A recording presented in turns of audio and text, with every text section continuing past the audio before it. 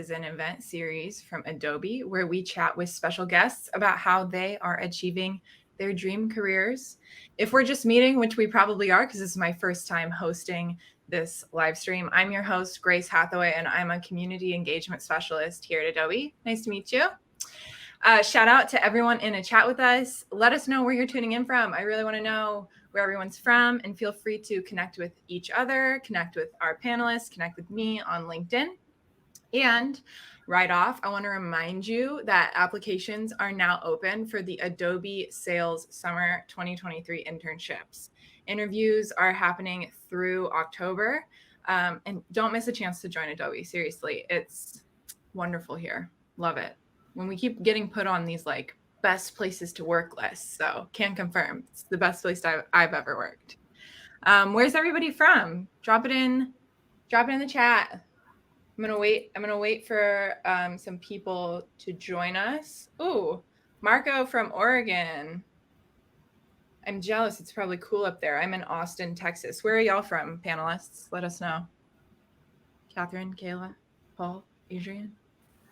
Originally from Southern California, but tuning in from Philadelphia right now. Originally from Wisconsin, but tuning in from South Carolina right now. Originally from Utah, but tuning in from Potato Land, Idaho. Originally from Miami, Florida, but tuning in from Tallahassee, Florida, up north. Big move, Adrian. You made a big move on that one. Big move. We have someone Kristen from Chico, California, Rexburg, Idaho, Columbus, Ohio, Connecticut representing, Manhattan, Kansas. Who else? San Diego, Mexico. Oh, we got one international. Bluffton, South Carolina, LBI, New Jersey. Ooh, Toronto. Hawaii. Pearl City, Hawaii. Reno, Nevada. Hey, Lisa. Seattle, Washington, Philly, Brazil, Indiana, Monterey Bay, California. Oh, go off. That's where that HBO series was set about all the rich white ladies. Orlando, Tampa, San Jose, New York, Oakland. Wow, we are so international today. Florida A&M. Love it. Los Angeles, Philly, Utah, Tokyo, Connecticut, Tallahassee. Hi, everyone. Thank you for joining us. Okay, I am going to get started. I'm going to introduce our panelists. Today, we are joined by Adrian Rigadel, Kayla Padilla, Paul Marroquin, and Kathryn Graebner. These are all amazing students or recent grads that have landed their dream internships. We'll be doing a Q&A session, and then they'll show us some of the cool projects that they've made with Adobe Express. Who else we got here? Orange County, Connecticut, Detroit. Yeah, Monterey does have a lot of rich white ladies. Brazil, Kalamazoo, Michigan. I love saying Kalamazoo. Guatemala City, LA. So many hearts in the chat. Ah, cute. Okay. So we also have a really special challenge for you all you viewers today. We have an Adobe Express template for you to try out. And we have some really fun giveaways. So here's how it works. We are going to drop the link to this template that we want you to use in the chat.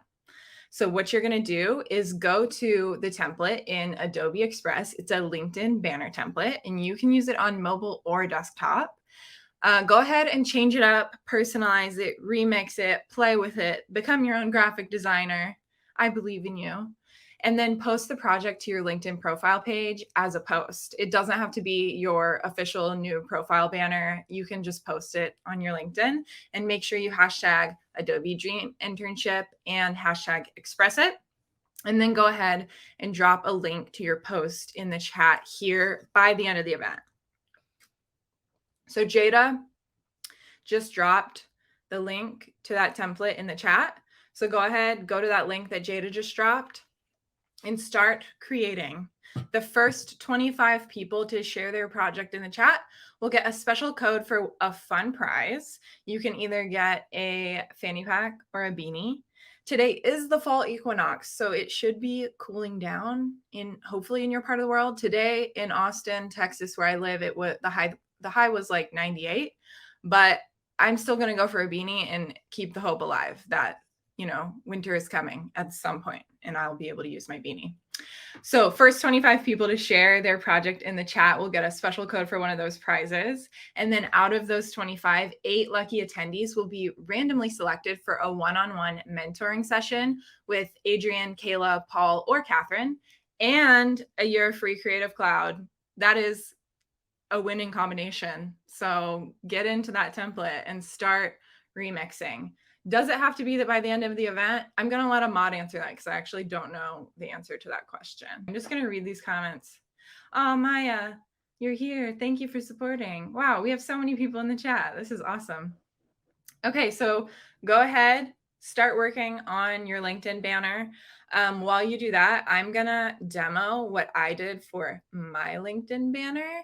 I'm very proud of it, and I already posted it on my LinkedIn. So here we go. Let me share it. I hope you're all watching. Okay, so I went into Adobe Express. This is what the LinkedIn banner looks like. I want my profile picture to be a circle, so I deleted that part of it. And then I hit replace, uploaded my photo. There she is. Highlight is poppin', but this guy's in the background. We'll get rid of him later. It's fine. I'm going to resize this to fit within my banner. There it goes. And also hit the crop and shape tool to get my forehead in there. We need the forehead, we need the hair. And then I'm going to hit remove background. One click wonder. My background's gone. I can change the color of my background. It's beautiful. I'm going to go in and change up this language. I am not Erin Gibbs. I'm Grace Hathaway. There she goes. And I'm also going to switch these two things around because I want to highlight my title more than I want to highlight my website. So I'm going to put in my title, Community Engagement Specialist, Adobe. And then I'm going to go in and put in my website and my social handle. Follow me. And then I'm going to go in, change up my fonts to something that suits me, resize. A good rule of thumb is to keep, if you want to look like a real professional designer, you want to stick to 2 to 3 fonts. You want your sub headline to be about half the size of your headline. So in this case, my headline is 90. So I'd want this sub headline stuff to be 45 or less. I'm going with 30 because it just looks better to me, you know? There we go. Change it to 30. And then another way to look like a real designer is to just make sure everything's clean, lined up. Luckily, we have these nice guides in Adobe Express to help you line everything up, center everything. You can see I'm doing that here. I'm moving this graphic so that it's in line with the bottom of my text. Your brain can't recognize this, but like it also can subconsciously, you know what I'm saying? I'm not feeling this green and tan vibe, but luckily we have this really cool colors panel in here, and you can select any color palette you want, and you can actually hit this remix button and it recolors your template, which is really cool. And I did go down a rabbit hole, and this is me going down the rabbit hole. And this is why I pre-record demos, is because I went down a rabbit hole. But that it's so fun, y'all. Like seriously, play with this. You can just remix. This is what I settled on. It's bold, it's bright, it's slightly chaotic, just like me. Hit download. And then I'm gonna go to LinkedIn. My LinkedIn really needed this update. Look at, it was rough. It was looking rough. Okay, I'm going to change out my photo. There it goes. Breath of fresh air. And then we want you to post about it. I created this LinkedIn banner in Adobe Express in under 5 minutes. Hashtag Adobe Dream Internship, hashtag Express It. Add that, and I'm done. It's just that easy. I honestly, I love Adobe Express.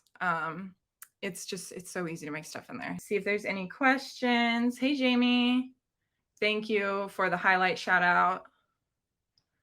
Hi, Hannah. Oh, good. You're working on it. Awesome. Cool. Okay. Hope you enjoyed that demo. Just a reminder, first 25 people to post about this to LinkedIn and drop a link to their project, to their post in the chat will get some swag. And now it's time to chat with our very silent panelists. Sorry, I've been doing all the talking. Are you guys ready for some questions? Let's do it. Absolutely. Okay, so just to remind everyone, we have Kathryn, Kayla, Paul, and Adrian here to chat with us. So first things first, we'll start off with an easy one. Go ahead and introduce yourself. Who are you? What do you do? Tell us a little bit about yourselves. Hey everyone, my name is Kayla Padilla. Like I said earlier, originally from Southern California, but currently a senior at the University of Pennsylvania, where I'm currently studying finance and management at the Wharton School of Business. Fun fact, I also play basketball for Penn's team. And this past summer, I had the awesome opportunity to intern at Google for their large customer sales team in Chicago, and really happy to be here. Hello, everyone. I'm Kathryn Graebner. I'm a current senior at the University of South Carolina, where I'm studying marketing with a focus in sales and product management and a minor in graphic design. As I mentioned also earlier, I'm originally from Wisconsin. I moved to South Carolina my freshman year of high school and stayed here ever since because the weather's awesome. It gets a little humid, though. It was very hot today. And fun fact about me, I actually own a pet hedgehog. Yeah. Her hedgehog is really cool. Hi, everyone. I'm Paul Marroquin. I go to school here in Idaho at Brigham Young University, Idaho. My major is marketing, and my emphasis is in professional selling. And fun thing about me is I love Brazilian jazz, bossa nova, and I also own a flip phone as my daily user. So something fun about that. And then I was with Kathryn this summer at Adobe. And this fall, I'm going to be interning at Oracle. Hey everyone, I'm Adrian. I'm a recent grad from Florida State University where I majored in commercial entrepreneurship. I was a past sales intern at Amazon Web Services, and I'm a current DG rep and associate account executive at AWS. The past summer, I supported the New York SMB team, and this year I'm in the inbound DG team. Amazing. Thanks, guys. So how did y'all come across your internship/jobs? Let's start there. Sure, I'll get us started. So as a sophomore, I applied for Google's Bold Immersion program that is for rising juniors, just to get a better sense of what Google is, what kind of opportunities lie there from a business and STEM standpoint. And lucky enough, I got in, be it the program was virtual that summer, but it was a great opportunity to connect with different people whose ultimate end goal was to intern for Google. And I think one of the biggest takeaways from that experience was getting a leg up in learning how the traditionally historically challenging interview processes at Google. So I was able to do some mock interviews there.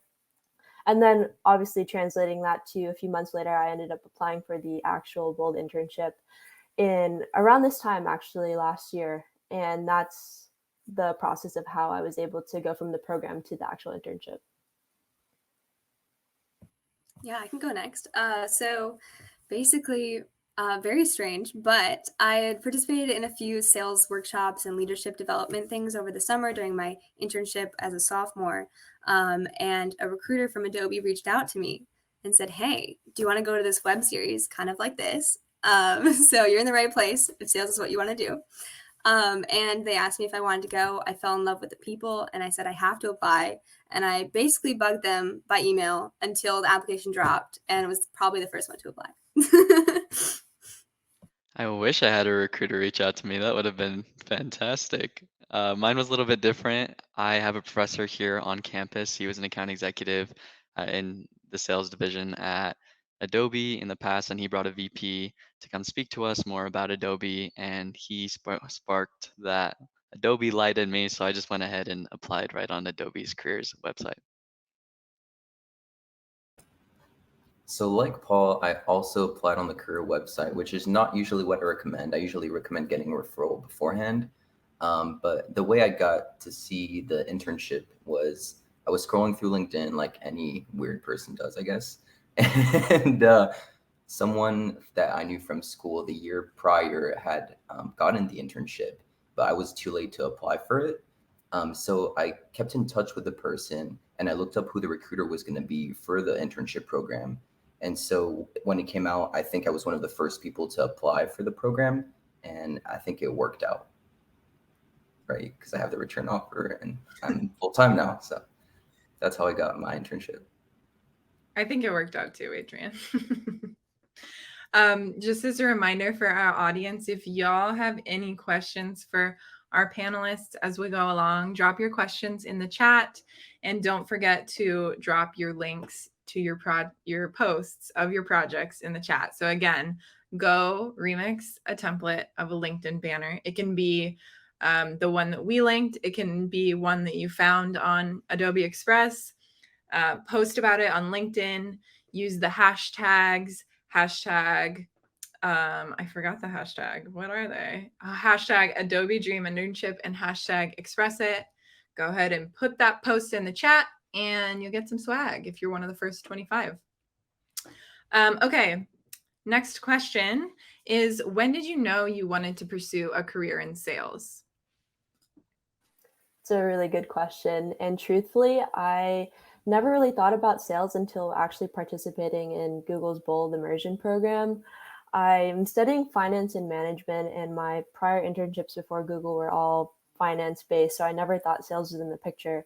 So it wasn't until the program and doing a little bit more research about Google's different opportunities, their sales program stood out in terms of just the career development available, the rotational programs, and I'm glad I ended up going for that and marking that as my preference. But truthfully, it was a sort of volatile process finding my way to sales. And I'm glad for it because I think it was a great way to diversify my experiences, not just sticking solely to finance internships, but able to tap into sales, marketing, and so many other things at Google. Absolutely. I feel the same way. So I guess my first experience with sales was when one of my good friends dragged me to a Carolina Sales Institute meeting. Her name's Allie Bone. She changed the course of my life forever. So she dragged me to a meeting on campus, and I fell in love with the people and the drive and the passion that salespeople have for their career and helping other people find an opportunity. And I guess the rest is history. I feel like that's very brief, but I really love salespeople. I think it's very rare that anyone initially wants to go into sales. I think a lot of us just kind of fall into it, whatever way that we go into, or, and that was the same route that I took. I didn't know I wanted to do sales. I thought I wanted to do social media marketing, so I took an internship in it, and it was dog water. I didn't like it at all, and that same semester, I was taking a professional selling class, and my professor said sales can be one of the most selfless careers that you can go into.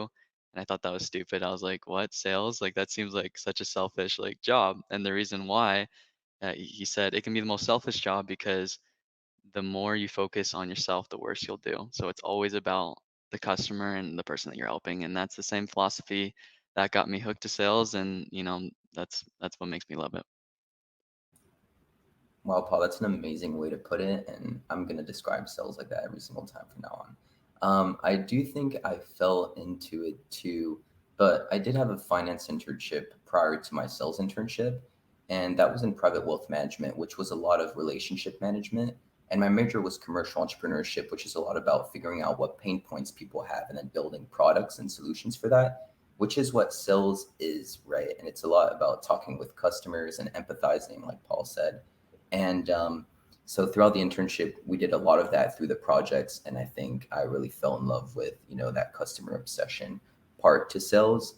And we've talked about this prior to this with Kayla, but it's more like consulting in a way where you are speaking with people, trying to figure out what their pain points are, how can you help them reach their goals, and then figuring out how you can connect them with the right people or the right solutions to help them achieve those goals. So that's what sales is from what I've experienced up till now. And I really fell in love with it. So that's awesome. I love that you all have pretty like different personalities and approaches to sales. I think that it really shows that, anyone can get into sales and there's a place for any type of person. And sales is such a broad category, right? Which we'll talk about later. But for now, I would love to know if there's anything you did while you were in school to help you prepare for your internships/jobs. Sure. There was nothing in like super particular that I did to prepare me for an internship, but I think I accredit a lot of just like a sort of baseline foundation of having a lot of knowledge in different areas to just kind of very particular to the way my school sets up their courses. So we're required to take at least one sort of intro class in every sector of business, whether that be accounting, marketing, finance, management. And I think sales is honestly kind of like a hot pot of a lot of these things. So having that really diverse background and having at least a solid intro knowledge of each really helped me understand sort of the landscape of sales and everything that kind of feeds into it. Absolutely. I agree. I think the more you can diversify yourself and your knowledge, the better off you'll be. Our university has a few different classes, upper level marketing classes, especially, that you get to do some interactive projects while you work with a company and you kind of do that consulting type of work, which I thought were very helpful. I also, with my organization, the Carolina Sales Institute, we do competitions and things like that, where you're doing like a mock selling to a customer. We actually have one tomorrow, which is exciting. But so we have like 4 or 5 a semester, depending on where that goes, and you can travel for some of them. And I think those were definitely what put me ahead, just because like you get real experience, which you wouldn't get until you're in the role as an intern or something like that. That's awesome, Kathryn. I would say, of course, there's a ton of things that I did to prepare myself for the internship. I am a huge believer in personal development. So whether it's podcasts or just keeping up to date with, the industry, just what are best practices, things that are working for other people on LinkedIn, just staying relevant that way, as well as seeking discomfort in the classes that I choose. So public speaking, just other professional selling classes, leadership classes. I'm in one this semester. Just kind of taking that to heart and also doing other prior professional selling internships, I would say have helped me. So I did not have any sales classes per se, but I did have a lot of classes given my major where I had to pitch a lot of times. And I feel like as a salesperson, you're pitching a lot. I mean, you're asking a lot of questions, listening, and then making recommendations. But that public speaking aspect, I did have to do a lot of, and there are a lot of resources you can take advantage of your school. I mean, you're paying your tuition, so please go and reach out to your career center, career liaisons if you need help for resources. We don't think about those things, but they're provided at your school most times, so go and ask them. You can prep for interviews usually at those places. And like Paul said, you want to get involved in school, whether that be clubs, it doesn't have to be sales clubs, but just get involved. I was president of the French club. I'm French. So it's, companies want to see that you're involved and that you put yourself out there, and that will eventually make a good salesperson, I think. Be outgoing, try to get those internships, and really take advantage of all the resources you have at your disposal. Your professors, the TAs, your friends, your family, leverage all those people. That's really smart. Great answers, y'all. We kind of already covered this, so maybe these answers will be a little bit shorter, but do you feel like there's any specific ways that you personally stood out when you were applying? Sure. So just from personal experience, the Google Bold internship application consists of submitting your resume and your unofficial transcript and some other like additional information, but that is sort of the first stage in order to move on to interviews. So I think having a really strong resume, something that is able to fully sort of reflect your experiences and your skills, is the first important part. And then I think secondly, what was instrumental is just doing well in the interviews and just really being prepared. I think one thing that stood out for me is not necessarily spitting out how much I know and how much experiences I have, but also just being personable. So like, for instance, when I was asked the scary question of tell me about yourself, I made sure not just to talk about school or my internships, but I made sure to mention, who my favorite artists are, what kind of music I like, my interests. So just being personable and knowing that, I'm not just like trying to get an internship or a job. I'm trying to get to know you during this process as well. That's a great point. Yeah, so in my process was kind of unique. I think we'll get to that later, but basically I decided to stand out by reaching out to some of the people that were in that web series, and I set meetings with them. Originally, I think 15 to 30 minutes, and one of them we sat on the phone for an hour, which is probably not the best move in sales. Definitely respect people's time, but they had extra time and they wanted to chat with me. I think making that connection and really getting to know them as an individual and being able to get a recommendation for them for the position definitely set me apart. So sit down with people, reach out to them on LinkedIn, see what you can do to really get to know the job and the people there who work there. Yeah. I think that's awesome, both from Kathryn, just that you're able to have that conversational type interview. I think that's my personal favorite type of interview. And then Kayla, being personable, I think like 100%. I think just being yourself is a huge part of that. I mean, I'm literally wearing a Tony the Tiger hat today.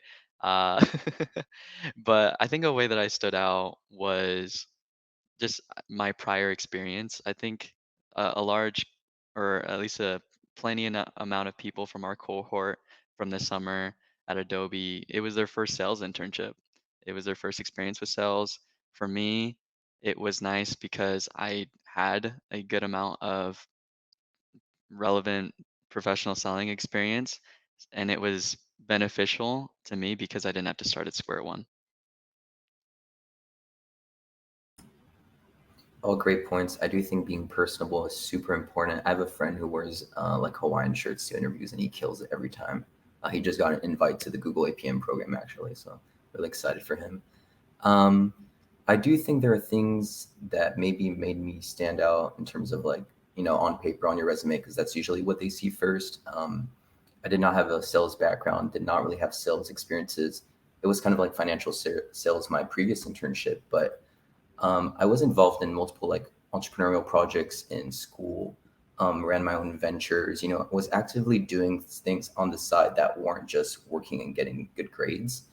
And you can put that on your resume. You can intern at a startup, a local startup. You could create your own nonprofit, create your own little project at school, whatever you're passionate about. Just make sure you're putting your heart in and you're learning things in the process. Don't make it just to put it on your resume, learn through the process. So I created a plant business where I sell plants D2C online, did a bunch of little ventures like that. And I think it made me stand out. And it's things you can talk about too in your interviews.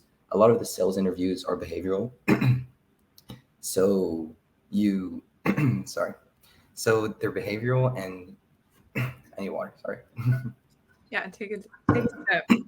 Everybody take this second. Yeah, I'm gonna take a sip right now with you. So they're drinking an energy drink at 7:30 at night. So go on, Adrian. So they're behavioral questions, and in order to answer behavioral questions, you need experiences to talk about, right? So a lot of people don't have internships, maybe their freshman year, but if you're doing side projects and getting involved at startups and stuff like that, you'll have projects to talk about and things you can do in the STAR format, and all that is really important, and it'll make you stand out in the interviews. Yeah, definitely. I feel like a common theme of this answer was be yourself. Be yourself. It's good advice for anything in life, really. Tell me more about what the application process was like for each of your respective roles. Sure. So I covered it a little bit in my last answer, but the applications are actually out now for people looking to apply to the Google Bold internship. So I applied around the same time last year. All I had to do was submit, again, my resume, my unofficial transcript. There is an optional cover letter, but I personally didn't submit one, and I think things turned out okay. And then submitting my preferences as well. And then I think maybe about a month later, I heard back that I was invited to interview. And specifically for sales, I had 2 interviews on the same day. Both were around 30 to 35 minutes. And there were 3 categories of questions. One was like general cognitive ability. Second was role-related knowledge. And then the third one is sort of just like leadership and talking about things you're involved in. And I'm not sure if it was expedited for me, but I actually heard back before November, having only interviewed in October, that I had received the internship. Be it that it was a little, sort of expedited, being that I had another sort of deadline to meet. But it was an overall pretty quick process and not too many steps, I think, in comparison to a lot of what other programs ask for. But that's usually how the Google sort of internship process goes. Yeah, my process was unique. I think Paul and I have chatted about this before, so definitely different than his interview process or application process. But basically, and the reason why is because I actually had an offer on the table from another company. So I had gone through their entire process and was waiting and had heard an answer and had a deadline. And I think the application process for Adobe just had recently opened in the middle of that process. So I was waiting to hear back from them. And I ended up doing the initial like email, phone interview, that kind of stuff. And I did a like Zoom type of interview as well. Maybe we used Teams. I can't remember. But a video interview. And during that interview process, I spoke with one of the managers for the Sales Academy and moved forward. And then found out I was moving forward and had the offer on the table. And I was like, hey guys, I kind of need to speed this up because I really want to be with you, but I also don't want to leave this great opportunity behind. So they kind of pushed me forward, had me submit a video of me explaining why I fit one of Adobe's core qualities. I picked genuine because I think that's just something I emulate every day, or at least try to. And ended up receiving an offer and closing in on that after actually turning down the other one. So definitely not how it normally goes, but sometimes you got to leverage what you got and pick what feels right in your heart. So I think anyone who has a pet hedgehog is gonna be a decently genuine person. I don't know. That's just my thought. My application process for Adobe was I got an email from a recruiter. I was geeked, uh, and had my phone screen interview. An interview is just as much for them as it is for you. So I wanted to see if it was, made sense for the next step. And then the next step, I was able to talk to the head of Adobe Sales Academy, Jessica Holmes. She's awesome. Shout out, Jessica.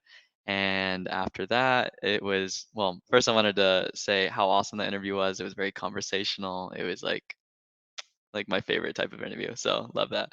And then the third interview that I got pushed onto was a pitching competition. I was given a case study to study as well as pitch to a panel of current employees in the role that I was going to be going into as an intern. So, and they got to judge me. So that was an exciting experience.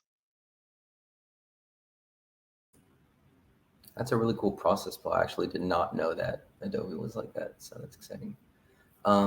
So for Amazon, so I applied through the career website, and then I heard back not too long ago after I think like 2 weeks, and then there was an assessment, one of those assessments, like a Pymetrics assessment, where you're like sending emails, organizing charts. It's like something you have to bypass that compares you to the whole entire org. So I don't know how I passed that, but I passed it. And then you get another email saying you have to interview, and it's 2 back-to-back interviews. I think they were 35 minutes each, if I'm remembering correctly. Most Amazon interviews on the non-tech side are behavioral and in the STAR format, so situation, task, action, result, and they're around leadership principles. So every interviewer is testing you on the leadership principles, which are Amazon's culture principles, which I highly recommend you search up if you're applying for the AWS sales internship. There's 16 now.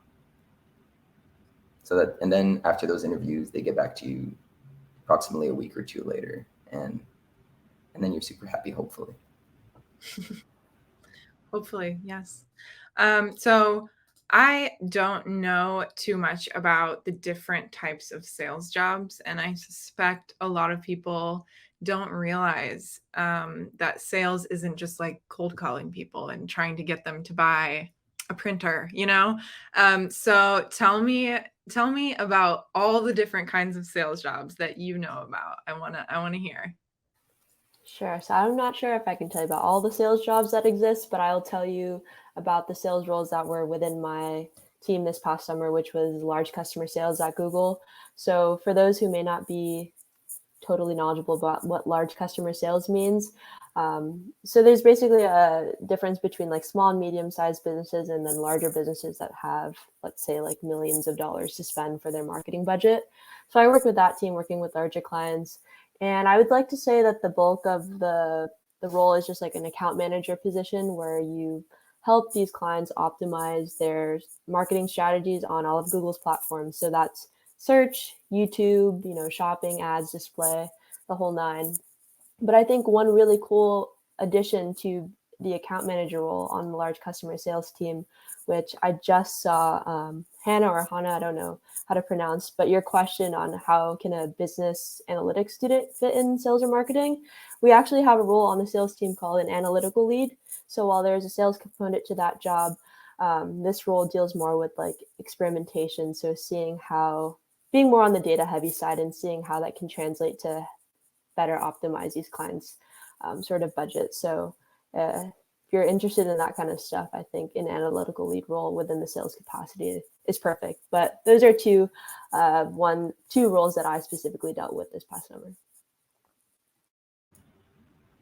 So I'll address the roles in sales question. And there are so many different types of roles in sales and so many different names that we call different people that do different things in sales. And every sales org is segmented differently, so I can't really explain it for everyone. In terms of like the cold calling and the sending emails out and everything, that's more of like an outbound motion. So those roles will be called like outbound BDR, or you're part of an outbound organization. The basic role usually in sales, if you're trying to get in right after college, is called the SDR or BDR role. So sales development rep or business development rep.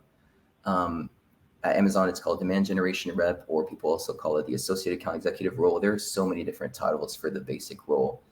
Then you can get into inside sales rep, and then you can get into the account executive or account manager role. And that's kind of where it stops in terms of like individual contributor. You have senior account manager, you have global account manager. Those are like more senior individual contributor roles. And then you get into the management roles. In terms of the orgs and the types of sales, I know at Google, there's Google Cloud, but there's also the ad tech, the ads side, which is what Kayla was talking about. At AWS, there's also the ad side and there's the cloud side. And if you're interning for AWS, that's the cloud subsidiary of Amazon. So make sure you know what you're applying for in terms of your internship. If you want to be on the ad side, that's more like marketing. If you want to be on the cloud side, that's more technology sales, where you can have so many services. There's over 200 services in cloud at Amazon. So do your research, figure out what kind of role or internship you're applying for and what the sales work culture is like, how they're rated. And there's a ton of research you can do around that. But yeah, and that'll determine how the sales process is for you. Awesome. Thank you for sharing that, y'all. Sounds like there's truly something for everyone in sales. This is my cat's tail. Don't worry about it. Okay, so we are going to take a little pause from our Q&A. Kayla's going to walk us through how she made a really awesome profile picture, and we're going to see some new LinkedIn banners made by Kathryn, Adrian, and Paul, all using, of course, Adobe Express. Pew, pew, pew, pew. So first, we're going to have Kathryn walk us through a demo of this really cool LinkedIn banner she did. Kathryn, you ready? I'm ready. Okay, here we go. All right. So that was the final product. We'll get to that. So I started with a blank template. You can start with one like Grace made earlier, but I just typed my name in, and that was kind of what I got off with. And I wanted it to be 2 different lines, so I did that. And then there's a cool feature where you can make the name actually fit in the same size text box, so the font autofills to like the right size. Then I inputted this nice picture of Adobe that I took at the office this summer.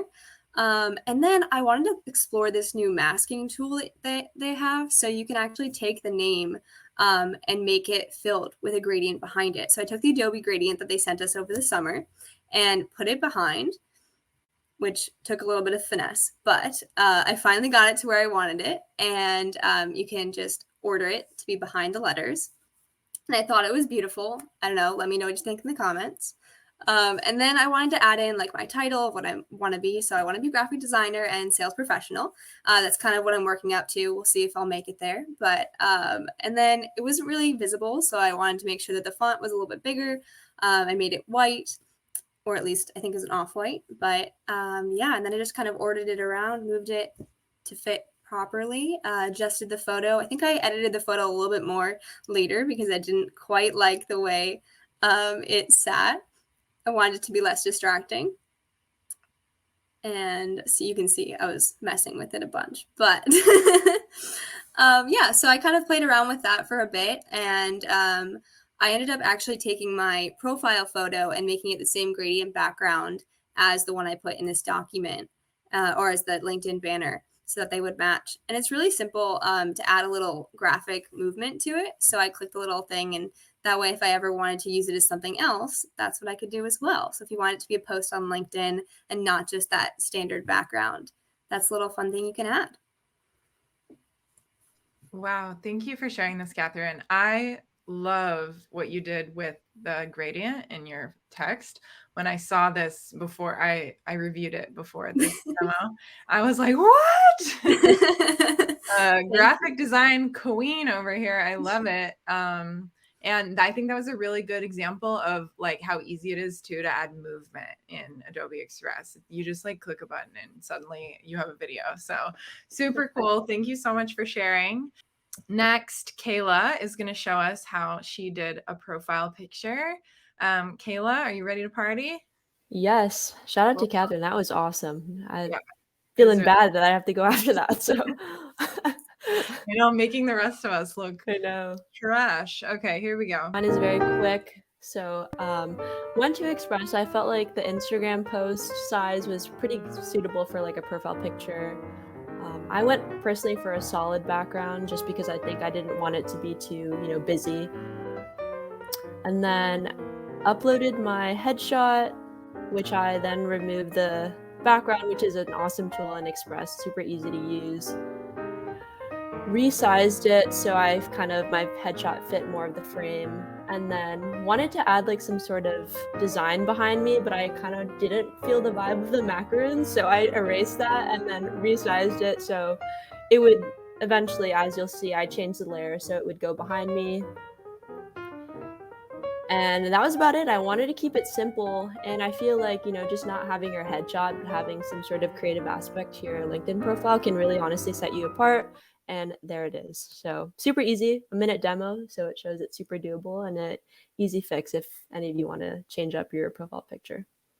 Yeah, that's awesome. I really love what you did with that. It's so easy to just like remove the background, throw something behind you, and then suddenly you look like, oh, I have this professional looking graphic on my LinkedIn. Exactly. I paid a professional designer to make this. Yeah, that's how successful I am.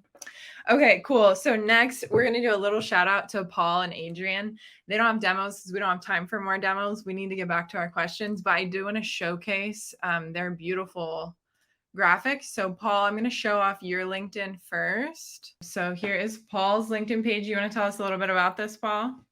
Yeah, I had a cooler banner, but that's just one that I updated for my internship this fall. But my profile picture was made with Adobe Express. I wanted it to be creative and also show, what I'm into.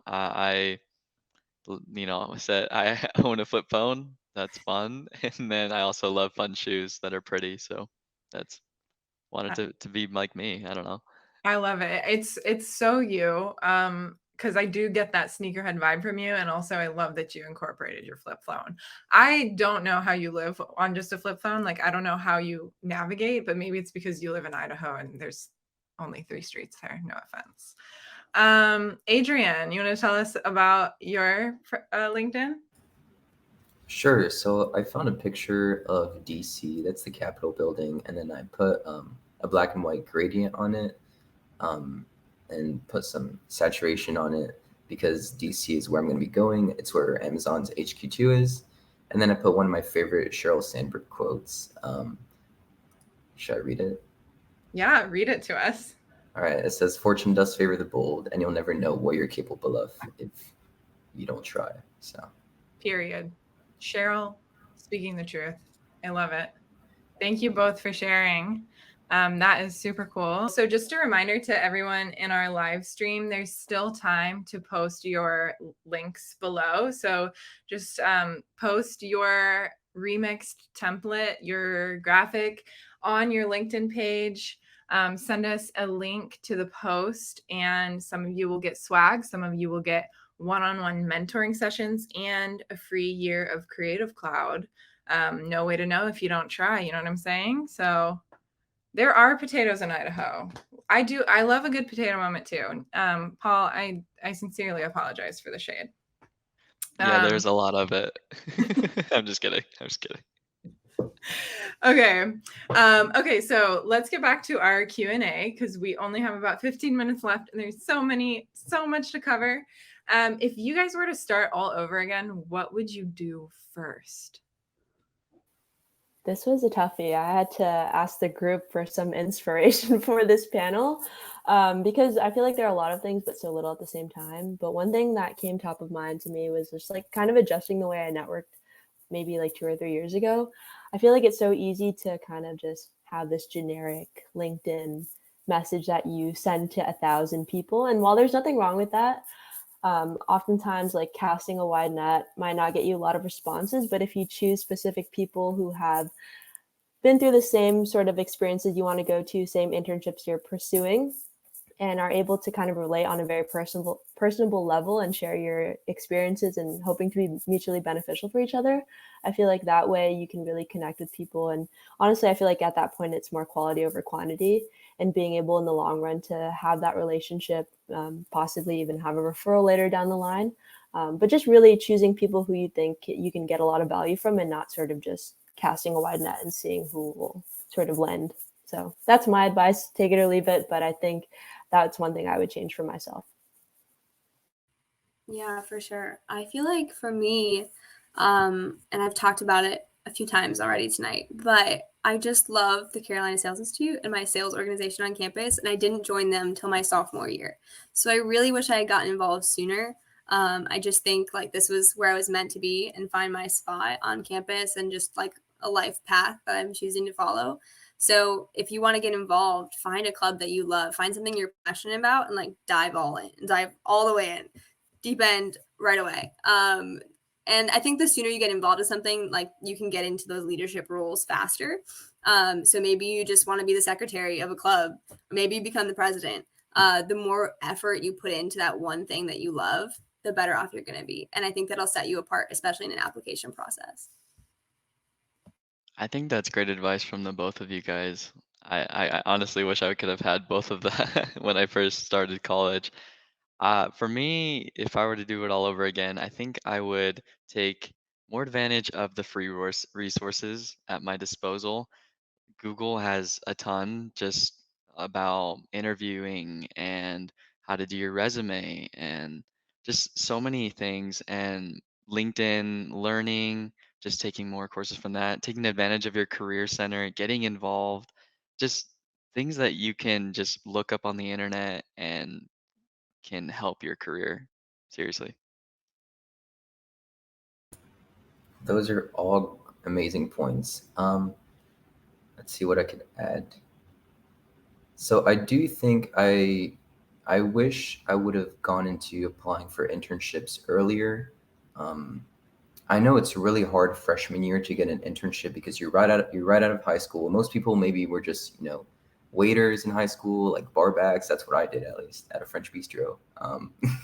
So it's like it doesn't look great on a resume, and a lot of people are tempted to. I mean, it's also a privilege to not have to do those kinds of jobs in college, but there are internships where you can make the same amount of money in college where you don't have to be a waiter, which will look better on your resume. So it's trying to figure out, what's in your area. Are there startups you could work for? Could you shadow anyone in your area? And freshman year, it's tough, but I would have put more effort into finding those really good opportunities early on, because even if your freshman year internship you don't like and it was like in product, it wasn't sales, at least your sophomore internship, if it's in sales, what you like, So you get to try a bunch of different things if you start early. So try as many things as you can. If you're really set on one thing, go for those internships. But if you were like me and you didn't know what you really wanted to do, try to start early. If we have any freshmen in here, any high school like seniors, amazing, because you will be much better off. Actively apply to internships, actively reach out on LinkedIn.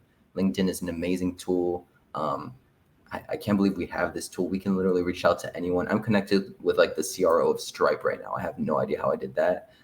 So just go for it, network, be personable, like Kayla said, and you'll get something. Yes, LinkedIn is a goldmine, truly. Okay, I'm going to move to audience questions now because we have about 10 minutes left. We had an audience question for Adrian, actually. Earlier, you were talking about referrals, and Sarah asked, do you think you can elaborate on referrals, why they matter, and how to get them? I sometimes feel awkward navigating that. Yeah, and completely understand. It's hard making the ask for referral. Before you even make the ask, you want to build a relationship with the person you're connecting with, right? If you reach out on LinkedIn, ask for a coffee chat first, understand what their role is, understand what their org is. How did they get in their role? Ask those questions, get to know them, and build that relationship first before you ask them for referral, or else it's very transactional. I have a lot of people that reach out to me just, hey, Adrian, I want a referral. I'm like, okay, put in some effort. Especially if anyone works at big tech, they get a lot of those LinkedIn messages. But for referrals, you want to build those relationships, but don't be afraid if you feel there's a relationship there to make the ask, but do come with what you want to do, right? If there's a certain internship you're applying for or a certain job you want, make sure you let them know. Ask them how you could look better for that internship. Ask them if they have any resume recommendations. And not everyone knows this, but you get a bonus sometimes if you refer the right person and they get the job. So don't be afraid to ask at the end, because if you get the job, you're the right fit.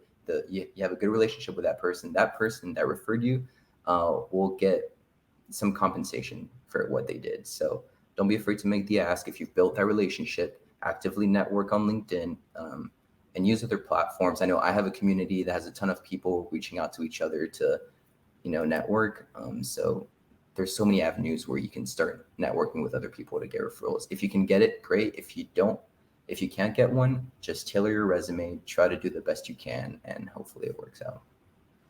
Yeah, I think that's great advice. Like giving referrals can sometimes be a win-win, so you might as well. We have a friend in our chat from Hawaii, and he asked, when you guys had internships, what did your living situations look like? I'm from Hawaii, but want to seek internships in the contiguous United States, but I'm not sure what living would look like.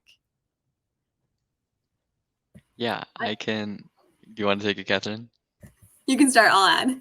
Okay, sounds good. I'll keep it short.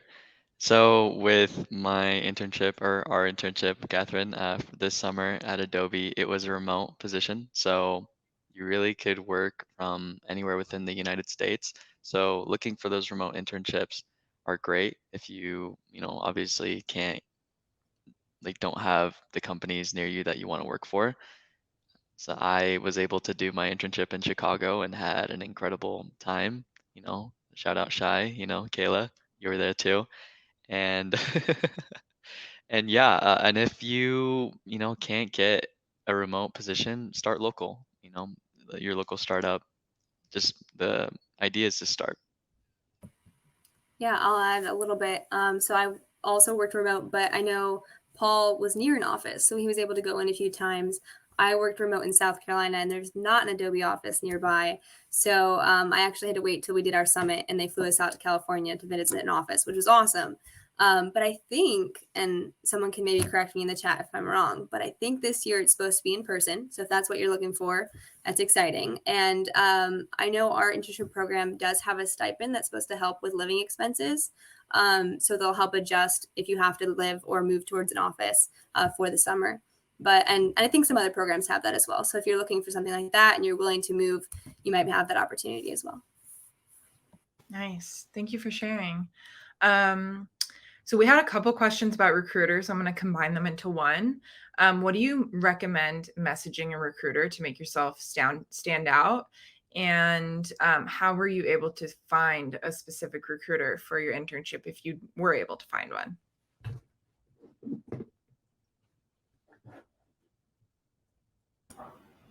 So I can take this. A lot of people say reach out to recruiters for the jobs you want, but recruiters get slammed with so many emails, LinkedIn DMs. They don't have time really for, and some recruiters will make the time, but I recommend going to hiring managers first if you know who the hiring manager is for your specific team, or someone that's currently in the role you're in, but a couple years ahead of you. So if you're going for a sales internship, reach out to someone that's an account manager, reach out to someone that's a sales manager, and start building a relationship with them because they will be able to give you a referral. And I know for some orgs, getting a referral from a sales manager, if you want a sales internship, looks a lot better than getting a referral from HR or a recruiter. If you're connecting with recruiters, you can reach out. If they answer, great. Start building long-term relationships. Relationships with recruiters are amazing, but you know that the alternative is you can also go and ask people that are in the role that you want. And if you can get a referral from them, that looks just as good. And you'll probably learn more about the role in the organization from that person. So hopefully that helps. Yeah, I think that's super helpful. Another question, what has surprised you most about either your current role or the field of sales in general? I'll just quickly reiterate what Adrian and I were kind of talking about earlier, that sales is not just all about cold calling and pitching, but really a lot about problem solving and consulting. So I think that was one sort of preconception I had of sales coming in, and it just found out that there is so much more than just sort of talking to people, but it's about being analytical, being again personable, relationship building, and it's not just, making cold calls. So I think that's one big thing for people to look past sales. Go ahead, Kathryn. I definitely think like Kayla was saying, it can be something where like you're reaching out to a bunch of different people and doing different roles. But I think my big surprising thing was that sometimes it's not always about the job itself, but that you can be, and like the role itself can sometimes be very narrow-minded, where you're just like on the phone all day or on the computer all day and doing your thing. But there's such a unique community of salespeople that you can like hang out with after work, or just like even at Adobe, because it was virtual, we'd all hop on the computer and have a coffee chat, or Paul would organize like call sessions and all the interns would get on the phone and be on Zoom or Teams and just chat. I think like it can seem like you'll be stuck in a box, but it's so open and it's what you make it. And the more involved you get, the better it's going to be. That's great advice. Okay, audience, you have about 2 minutes left to drop the link to your LinkedIn post with hashtag Adobe Dream Internship and hashtag Express It for a chance to be randomly selected for a one-on-one mentoring session with one of these beautiful panelists and the year of free Creative Cloud. I have one last question for you all. It's juicy. If you could give one last piece of advice that you'd like our audience members to take away from tonight, what would it be? I think for me, I came to the realization that your first job is not always going to be the job you ideally want, and just knowing that there are a lot of steps you probably need to take in order to get there. So just having an open mind about, your journey and where you'll end up, but always just having a game plan to reach in the end, but not necessarily like having a necessary starting point, because I think it's always subjective to change. I think my piece of advice is to reach out to all of us personally, message us. I think like you'll figure out with a conversation with someone in the role or who's done it before, if it's right for you. Don't do sales if it's not what you like. Find a career path that you're going to love going to work every single day, because otherwise it'll suck and you'll hate it all. So ask people what they're doing and figure out if you like it. I think that'll make you such a happy person. I would say seek discomfort. That's how you're going to grow. And the way that, we're obviously talking about today is doing an internship. Important thing is learning what you like. Another very, very important thing is learning what you don't like. And an internship is a great way to do that. And with my experience, I did one with social media marketing. Wasn't my favorite. So here I am. Like Paul said, trying different things is really great. And I'm going to be very cheesy right now. And I'm just going to say, don't give up. I've seen people apply to 1, 2 internship programs and then they get rejected and they're very sad, but they only applied to 2 internship programs. Some people actively seek to apply to over 100 internship programs a year, and they might only get 1 or 2 responses. I was one of those people. So don't give up, and it's okay to start small. It's really hard to get a Google internship your freshman year. Most people don't get a Google internship their freshman year, but you could start at a smaller company and get better and internships every single year if you actively seek them out. So it doesn't come overnight, but if you don't give up and you actively put in work every day on bettering your resume, yourself, it'll come. It's all really good advice. You're all so young yet so wise beyond your years. Thank you so much for taking time out of your day to chat with us. Audience, thank you all so much for attending, for dropping your questions, for remixing your templates. We really appreciate it. And we'd love your feedback on this event so that we can make them better for you in the future. Please take a moment to fill out our post-event survey. We just dropped the link in the chat. And with that said, that wraps it up for this session. Thank you so much for joining us. Thank you, Adrian, Kayla, Kathryn, and Paul for joining us this evening and for sharing your experiences and your advice. You can find the full episodes of past events on our Young Creators YouTube playlist or Adobe Express's YouTube channel, and find out about upcoming events that you can join our Adobe Creative Community Discord server. We're going to put links in the chat for those things. Have a great evening, everyone. We really appreciate you coming. Bye.